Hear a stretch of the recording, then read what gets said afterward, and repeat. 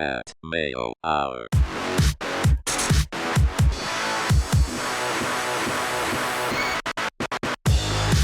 Welcome to the Pat Mayo Hour, UFC 197 DraftKings Picks and Preview. In studio with me to bring the MMA knowledge because, as I've mentioned many a time, that I don't really know anything about MMA, although I looked at one of these names and I'm not going to fall into that trap again. Ah, dang. I saw one of them on there. I was like, oh, I got that one wrong the last two times. I think this is the name. I'm not sure, though. Fair enough. And every time I do mispronounce a name, you're going to hear because I don't pronounce the names. And that has led to some vitriol towards me. Ooh, I've seen that. You've seen that. So I printed off some of the best YouTube comments here about me. So we're actually going to run a promotion. So I'm going to read these ones off. So the promotion is going to be, after I read these, you're going to figure it out. You're going to get some prizes from the Fight Network. Nice. So let's discuss some of these ones. Pat Mayo has such a punchable face. His annoying personality doesn't help either. I can't really disagree. I feel like if I was watching me, I'd feel the exact same way. How many times would you say you've been sucker punched in your lifetime? I've been Whereas punched. You didn't see it coming, and the guy was just like, screw this guy. You know the answer to this question. It's over 40 times. I have a very punchable I'm not going to disagree. Like Your I'm saying. honesty, though, is second to none. All right. The guy in the black, I think that's me, although I'm not currently wearing black, so this could be out of date. Literally has no idea what he's talking about. Yeah, I said that. I lost count of how many times he mispronounced. It doesn't say anything. It's just a period there. That one wasn't harsh enough. Why do you put idiots like this on a video for betting advice? But I'm here because I know about daily fantasy. That's right. This one just goes, Pat Mayo. Is it UGH? Yes. Oh, nice. That's the proper way to spell it. It is, but the ellipses has 4 dots, not 3, so that's kind of odd. This is unbearable. Nice shirt really has to say every name with some flair. I'm interested in this fight only because of his name. That does sound like me. See, it seems like a lot of the time they have issue with your wardrobe and your punchable face, which could be small. And my face small is signs. everywhere on the screen. Could be. This one just says, why is this moron on the green shirt on the show? 2 minutes in, and this buffoon admits he's clueless about MMA. I beat that this time. It was like 10 seconds.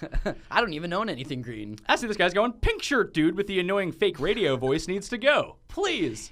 I actually do sound like this, though. Here's the problem. As an employee of Fight Network, I don't need you bankrupting the company now, giving away all the prizes, because it seems like this list just goes on forever. We're going to get to things, and this is the last one, and this is the one I kind of wanted to point out, because in our contest, you can't do this. It just says, please, get rid of this clueless expletive. Oof. It's not fuck. It's something you shouldn't be associating yourself with in a public forum. Put it that way. But if it was the 1980s, would it be acceptable? Maybe if you're at like a Raw, the Eddie Murphy stand-up. Oh, okay. Maybe. In the pink shirt. Knows nothing about MMA, contributes nothing to the show. Why is he even here? Does his father own the network? You really think if my father owned the network, I'd be in doing a show talking about a sport I don't really know anything about? Please, come on now. But this one contributes nothing to the show. That's where all this changes. I am going to start contributing to the show. So, this week on the Pat Mayo Hour, in the YouTube comment section, whoever has the most creative, vitriolic response to me, be as mean as you want. I really don't care. But clean it up a bit. Be creative with it. It's going to be based on how clever and mean it's going to be. You're going to win a Fight Network prize pack. You're going to get a little sumo guy, a Fight Network t-shirt, and the grand prize. This glossy 8x11 photo made out to my biggest fan of me, autographed by me. Fight Network prize pack. Let me ask you this. How much of a compliment would it be if you were to find this thing resurfaced on eBay? That'd be awesome. Even if it was for no amount of Listen, money. I got like millions of these. I can sign them all day. If people want to start paying for them, I'm in. All right, good to know. So, let's get to the picks. 197. John Jones is back versus Ovince Preux. Close. But Nailed it. No, I'm giving myself the check mark for that one. I forgot to start the timer, too. How much are we into this at? 6 minutes. Like on the clock, or like when do we start? 5 minutes? I'll That's say Director A-Rap. 5 minutes. There we go. He has no idea what time it is. Ovince St. Preux. You can short form this as OSP, kind of like GSP, only half the skill set.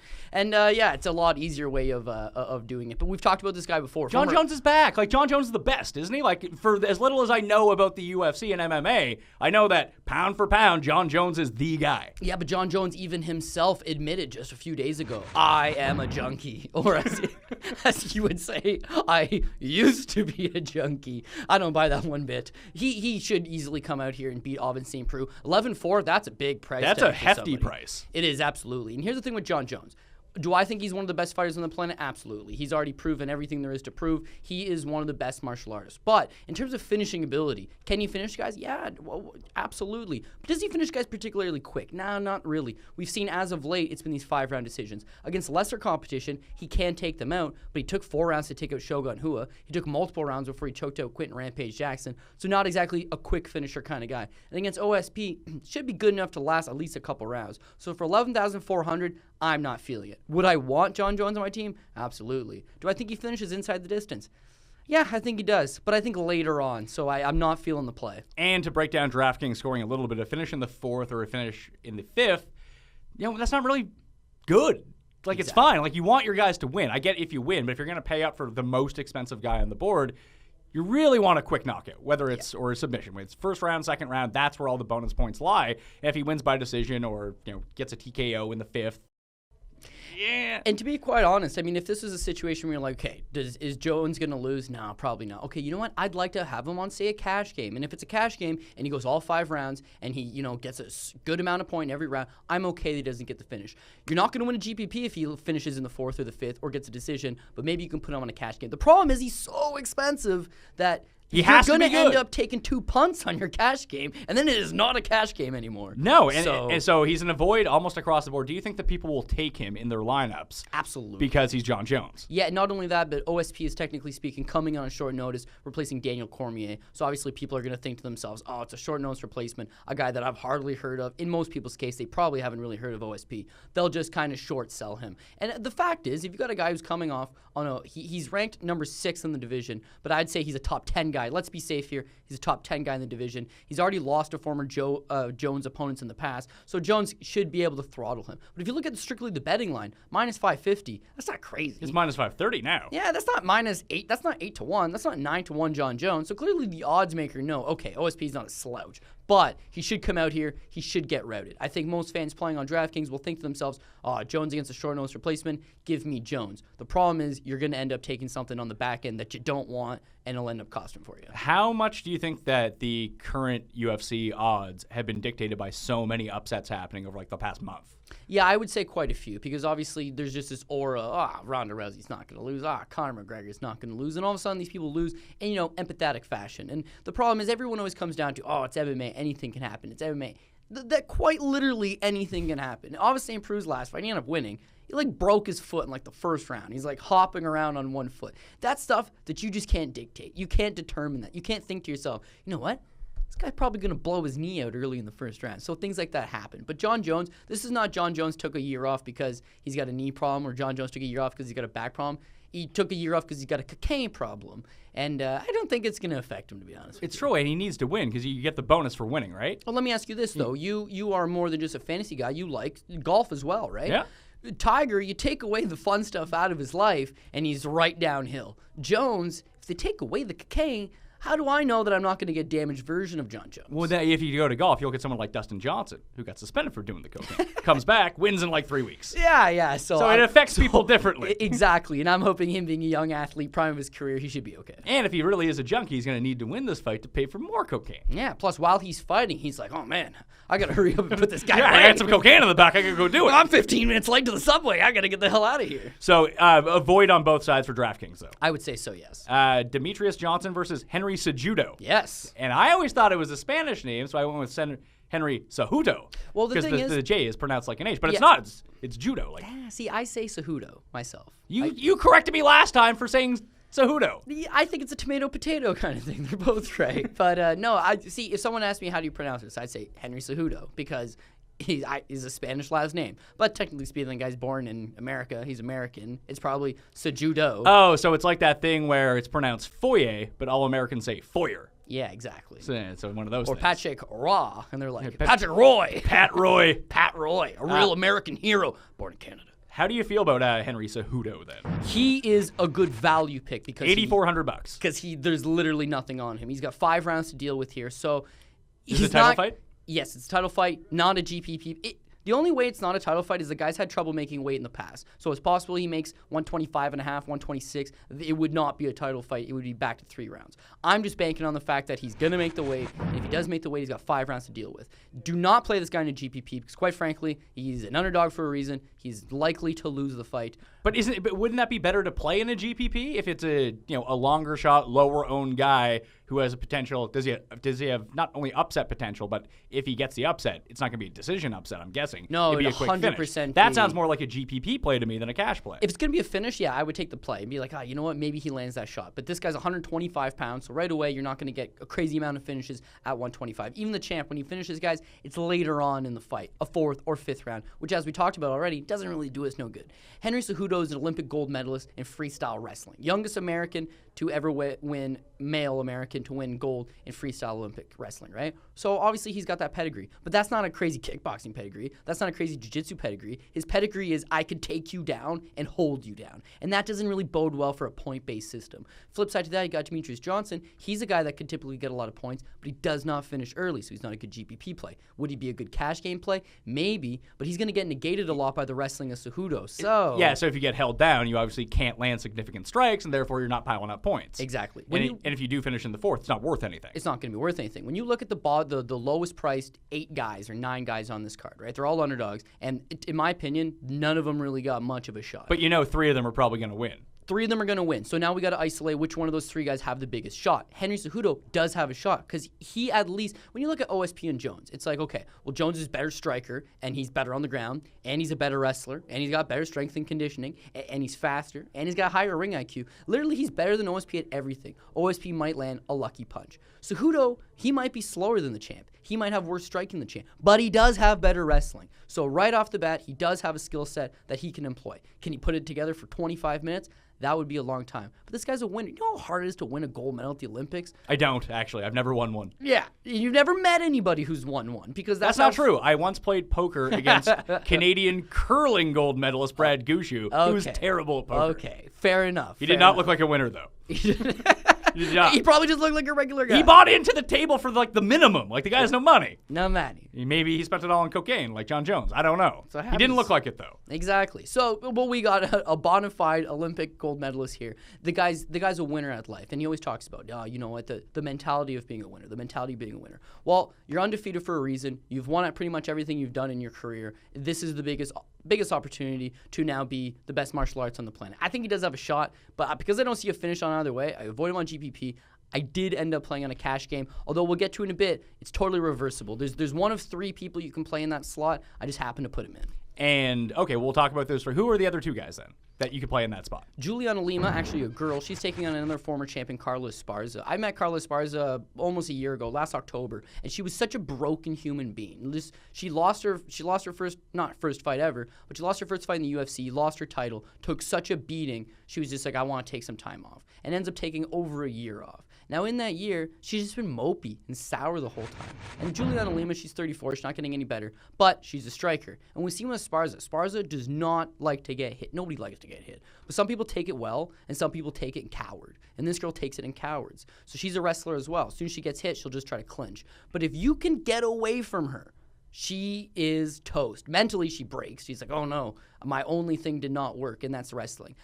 I do think Carla Esparza gets the win. I do. But does Juliana Lima have a chance at avoiding these takedowns and banging her up and hurting her? She absolutely does. So that would be another one of the 3 plays. Who's the other one?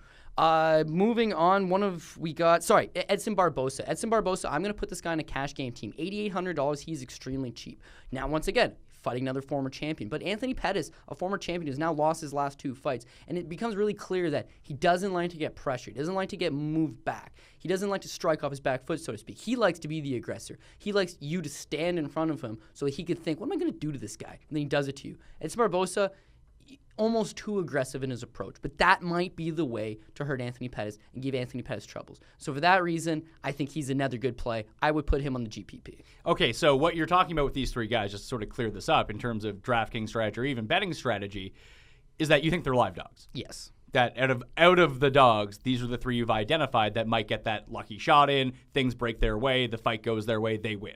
And they have to get lucky, so to speak. So, for example, Clint Hester. Clint Hester is supreme value. If you look on Hester, coming in at $9,400. But as you'll notice, I played him both on cash game and GPP because he's well valued. I think he's good. These are 3 players that I did not play on both because it's not like, Clint Hester, he's going to get the win. This is like, Juliana Lima, she might get the win, and she certainly has a better shot than on the card. So for that reason, I would take that play on her. So what you're kind of, before getting to the top, because I haven't looked at the top of your lineup, if you're going to be taking these shots on these punt plays down at the bottom, that means you have a very good feeling about at least 2 guys that are expensive.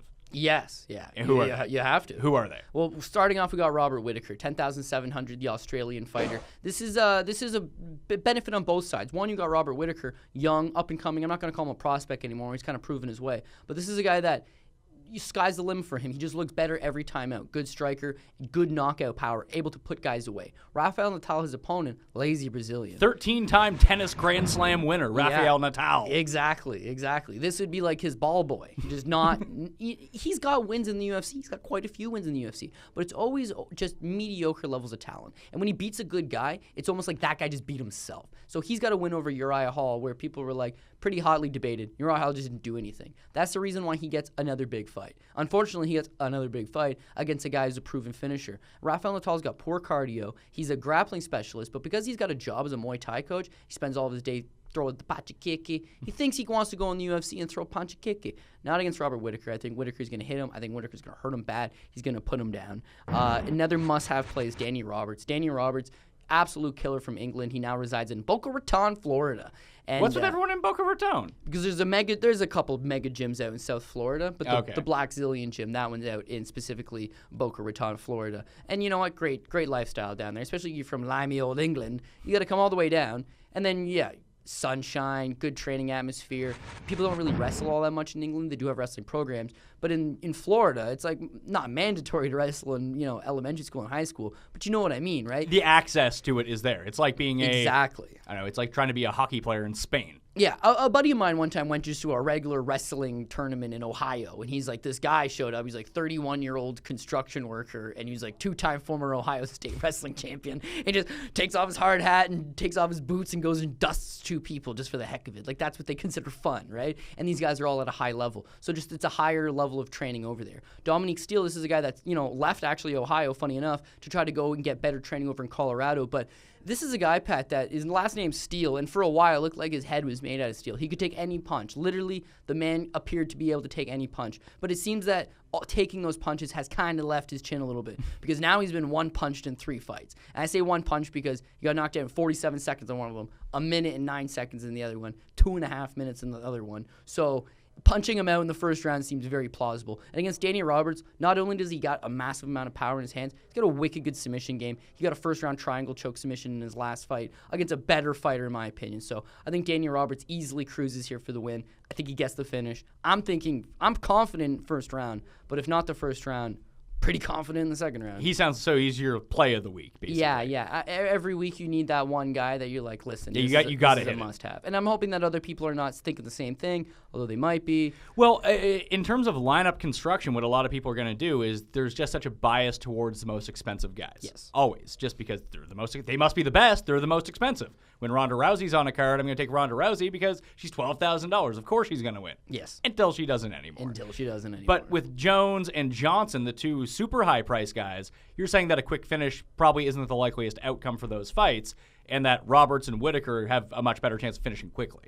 Absolutely. And 100%. those people might get left by the wayside because people pay up for John Jones. And if you pay up for John Jones, you probably can't afford Danny Roberts on your team as well. No, that's exactly it. And even in a guy like Robert Whittaker, and I like Robert Whittaker a lot, but for $10,700, you could have yourself Robert Whittaker. It's like, okay, he probably gets the finish, and first round would be really nice. Second round, okay, and if not, beat this guy up bad, finish him late, or just get the win, okay. Now you look at a guy like Cody East, $9,700. That's $1,000 cheaper. He's likely going to get himself a first or second round knockout. And you can be a lot more certain than that. So he's another play I decide to put on both ends with middling heavyweights. Maybe he's the guy that ends up getting knocked out. That's a really good price, too, at $9,600. Yeah, great price. And that allows you to do almost anything else you want with your lineup, too, with that sort of value.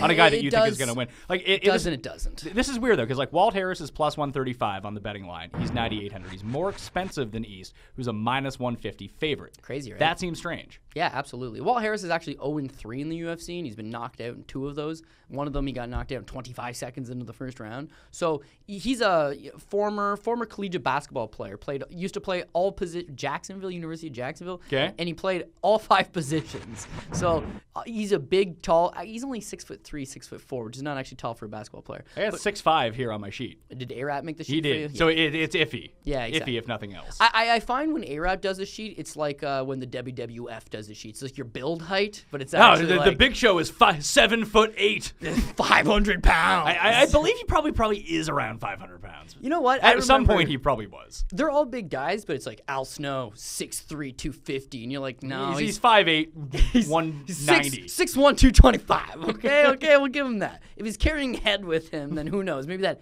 adds a couple inches. That's factored in, yeah. Yeah, of course. But yeah, 6'3", 6'5", whatever it is. He's super big. He's super athletic. But he's a late bloomer. He came into the sport a little bit late. So now he's 32 years old. I don't think he's getting any bit better. The key here, though, is Dana White has that looking for a fighter show. So he goes out. He tries to find talent. First guy he signs, Sage Northcutt, smokes his first opponent and then kind of gets exposed a little bit. The second guy he signed, this Randy Brown, he beats up his first opponent. And then he got exposed last weekend. Cody East, found on the show. He'll likely cruise here. He likely gets the win. Is this his first fight? First fight. And people are going to be like, oh, man, Cody East. He will get exposed at some point, just not tonight or not on Saturday night. All right, I like it. Let's get to your team. Cash team. Yeah, okay. So starting out, we've got ourselves Robert Whittaker, as we talked about, 10,700. This guy's a bit of a switch hitter. He can switch on both sides.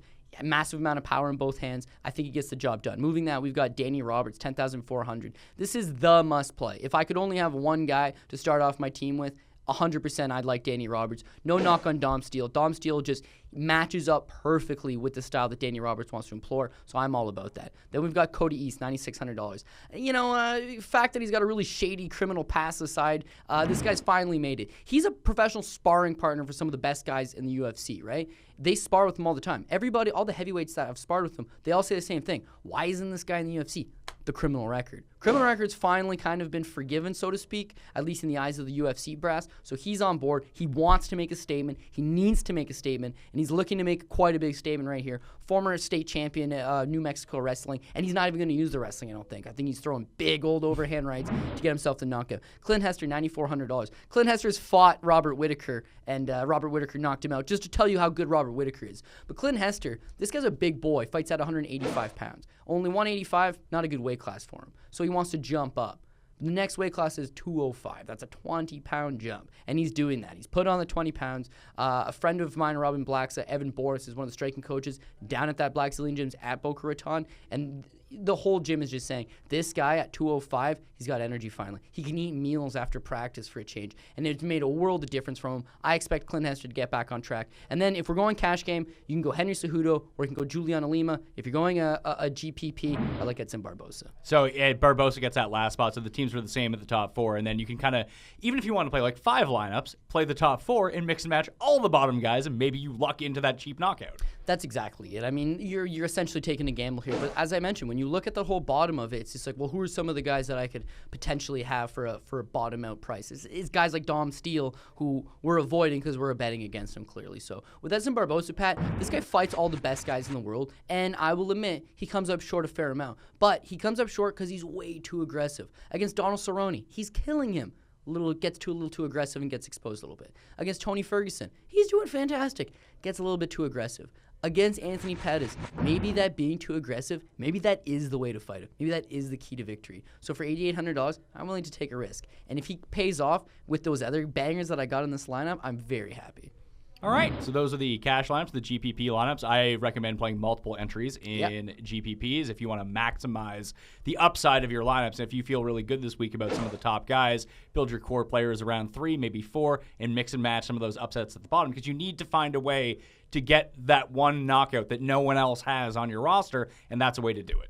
Absolutely. The more you play, obviously, you're going to have more chances. But you need those building block guys that you can really think, God, I hope Danny Roberts doesn't screw me. Because if he screws you, you're screwed. But I'm feeling extremely confident in them. So you can go enter DraftKings and play a cash team, play a GPP team, try to win some big bucks. Then, actually, before you do that, and you're watching this video, you can go to the comments section and enter the Fight Network Pat Mayo Hour giveaway where, like I said, Fight Network t-shirt you can win. You can win as a little sumo guy. And just like, look at that. Oof. You like throwing darts? Boom, dartboard right there. That's all you want. All you need to do is have the most clever and creative and hateful comment about me on the YouTube message board, and boom, you're in the draw. But just remember, you don't actually get a prize for making fun of me. No, you leave Cody alone. Leave her alone. Come after me. I'm a man. I'm a man. I'm 30. Before we get out of here, though, there is something I wanted to talk to you about, this Conor thing. Yeah. Was this posturing on his part? Is this all money thing? Because someone else told me like he saw his friend die. No, he watched his friend kill a guy. So it's not like he personally knew the guy died, but bunch of things. First of all, he watched a guy die cage side. Nobody can say that maybe that messes with you, doesn't mess with you. I feel like that would mess with your mind. Case by case scenario. If you're a firefighter, right, you can walk into a room and find all these people melting and you can sleep at night. If you're a regular human being, you never sleep again. So it just depends on what kind of person are you. Did he watch this person die and think to himself, yeah, this is not for me? Maybe. Did he watch that person die and think to himself, that's why you got to train hard every day and get back in the gym? Maybe. Other thing is, known for having knee injuries. He tore his groin before. I know that's not part of the knee, but then did physically tear his knee. And even in Toronto, tore his meniscus prior to his Chad Mendes fight. So now he's got these knee injuries. Who's to say he's not in the gym, hurts his knee, he needs to pull out, oh, sorry, guys, I hurt my knee. Oh, boo this guy. Yeah, I'm retiring. You know, it's just another way out. It's a way out, and it creates, if nothing else, it's created a shitstorm of press. Oh, tons of press. Places. I mean, this happens, I always relate it with hockey in America, too. Like, the only time you see hockey covered in America is something big happens. It's usually a dirty hit. Yes. Or some sort of, like, racist comment of what's going on. Yeah. And they're like, oh, this guy should be banned forever sort of thing. But with the UFC, when it gets mainstream traction, it has to be about one of the stars. Yeah. And Conor is one of their stars. And this is a good press opportunity. Did he really want $10 million? Because people were saying that too. Yeah, well, that's the thing that they're throwing out, and I believe he probably did. And at some point, the UFC's got to put their foot down and be like, listen, when you came to the UFC, we were giving you $12,000 a fight, right? Yeah, that was then. Now he's a star. Yeah, exactly. Fair enough, right? So now it's like, okay, we're not going to give you $12,000 anymore. We're going to give you $30,000. Now it's like, okay, we're going to give you $100,000 a fight. Now for his last fight, apparently they give him like $3 million, whatever it ends up being. Let's give him $3 million. But how well did that pay-per-view do? Well, fair enough. The pay-per-views are doing well, but now he wants $3 million. Now he wants $5 million. Now he wants $10 million. Now he wants $20 million. And Pat, you signed a contract, okay? You said you're going to fight 6 fights for that amount of money. You fight 2 fights and you're like, nope, I want more money. You signed a contract. Okay, yeah, but I don't know if you realize how the real world works. Yeah, but you know what? How does the UFC approach this too? Are UFC contracts like football contracts where they can let you go before the contract's done? Yeah, they could. Yeah, they but can? It's Then ironclad. What do you mean? He's not getting out. He's not getting it. No. At all. No, they own him. What if he retires? It doesn't matter. They're going to make him fight? No. You can never fight anywhere else again. No. Well, you're retired. What would make a difference? Yeah, there you go. You're retired. But anyway, I think it works both ways though, because if like in the NFL, for example, yeah, if you can cut a guy whenever to get out of their contract, and they could do that too. And they can do that too. Absolutely. But the leverage that the football players have, be like, you know what? I'm not going to play anymore until you pay me more. That's their only leverage. Fair enough. And that seems to be what he's doing. Yeah. I don't like what I'm being paid. You're I'm being undervalued, even based on the contract. You rip up that contract, I'll sign a 2-fight deal for X amount now. Okay, or I'm not fighting again. So you have a contract, you're like, I'm going to do 5 years of the Pat Mayo experience. Okay. And I'm like, okay, you know what? I love this show. I would love to have you on my network. I'm going to give you $1 million per year. I like this scenario, by the way. Sure. And I'm gonna do it for 6 years, and you're gonna give $1 million per year. So you do it the first year, and you're just like, man, people like this show a lot. You do it the second year, and you're like, okay, you know what? That $1 million, that's not enough. So you come back to the network head, and you're like, yeah, listen, the show's doing great. I see it's doing great. You're paying me $1 million, but I want $5 million now. It's like, yeah, okay, not paying you $5 million, not because I can't. Not because you're not generating the money that I could actually justify giving you the money,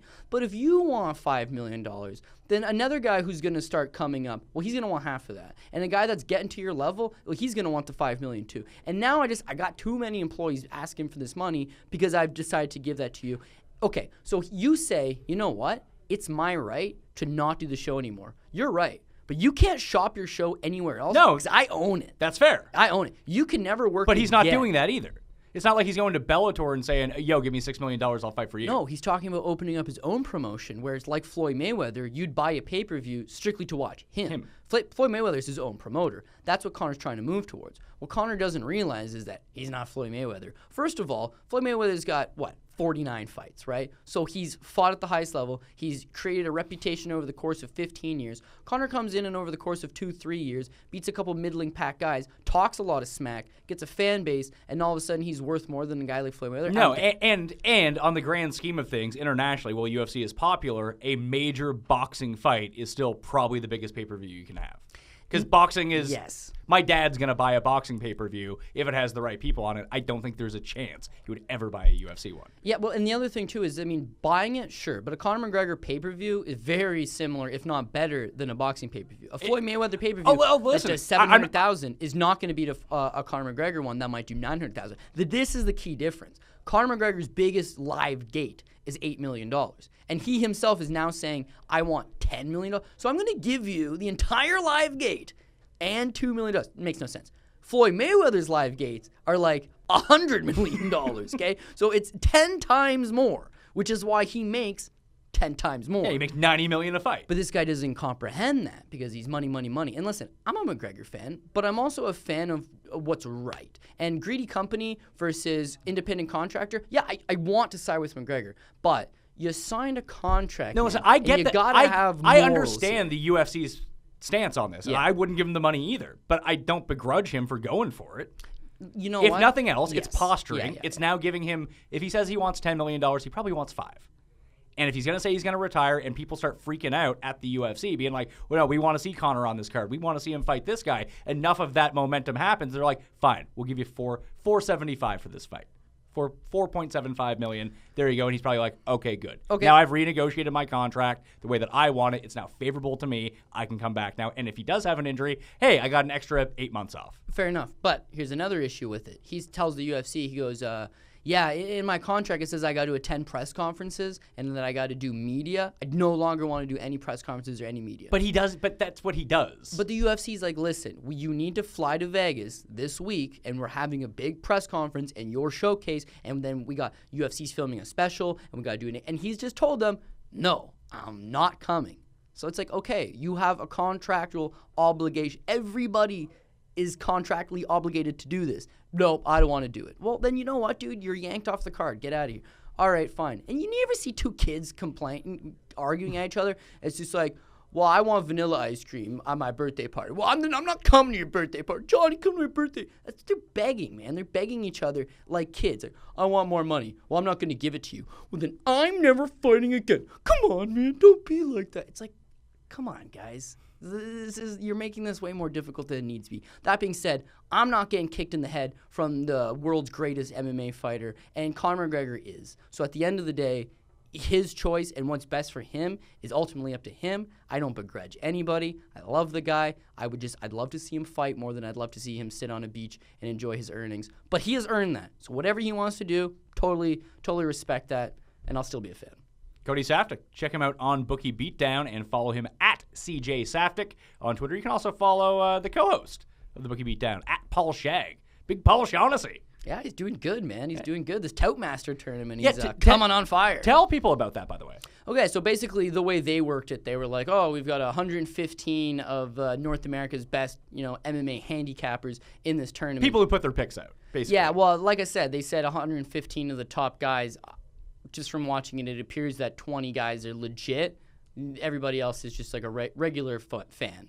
Yeah. The other 20 guys, you can tell that they're going watching. home. They're probably watching line movement. They're watching everything. They're watching line movement. What gamblers do. Like when I bet on golf, that's what I do. When I bet on football, that's what I do. They're legit. So of the 115 that's in this pool, 20. I'm saying legit. So you want to hit that mark. Winner gets like $5,000 or something like that. So and a title. So for me and Paul, it would be nice if we could both hit the top 10, and then we could say, listen, we have a show where you've got two guys breaking it down, and it's backed up, right? You have to make every single pick on every single card. All your stats are kept. It's all tracked up. I can't lie and be like, well, you know what? I actually had this guy. No, it's locked in. It's all backed up. Paul Shaughnessy currently sitting third. I'm sitting 15th, but I'm on my way up, okay? Don't you worry about that. It's like NASCAR, baby. You don't want to go to the front. Yeah, you want to draft for a bit. I'm just drafting right behind, hanging out, and I'm taking it. Taking it. Now, is it like if you pick an upset and that's a win, is that more points? Yeah, so the way it would work is, let's say the line is minus 225 plus 155. If you take the favorite, you get one single point if he wins. No matter if he's a 9-1 favorite, you get 1 point. If he's minus 110, you get 1 point. And if you get the underdog, you get the multiplier of the odds? Yeah, so if you're plus 170, you get 1.7 Okay. points. If you're plus 225, you get 2.25 points. So Paul's sitting 3 points out of the lead. I'm sitting 10 points out of the lead, 7 points behind Paul. But like I said, you're starting to see it, like now that we're 4 months into the year, and it's a full year, separating. It's starting to separate, and you're starting to see where some people can't keep up. Last week I had 9, so there's 11 fights, 10 of 11, so that was great. But the 2 weeks prior to that, not my best effort. So I'm working my way back in. And listen, maybe it's that I'm cocky. Maybe it's that I just love this sport so much and I have confidence in my ability here. But I'm winning it, man. I don't care what's up. Hey, when it gets to the end of the year and it starts getting down to time crunch, that's when I can come in and help with some game theory of here's who you need to take in order to win this. Hey, fair. I'm all aboard on that. Yeah, I can figure out the math behind it. That's good. That's really what I'm here for. It's a good team effort here. Yes. That'll do it on the Pat Mayo Hour. You can subscribe to the Pat Mayo Hour basically anywhere multimedia lives. If you want to stream it on your iPad or your phone or watch it on the TV, the TVs, you can watch it on the TVs. Just under the Pat Mayo Hour, you can find it wherever you want. I'm Pat Mayo, and that's Pat Mayo too. You can win him. Very punchable. Oh, you almost ruined it. I'll see you next time. For the latest expert fantasy sports strategy and tips on YouTube, click subscribe. You can also follow us on Facebook and Twitter, and call your local cable TV provider to order Fantasy Sports Network, or watch us on Roku, Apple TV, Amazon Fire, and Xbox.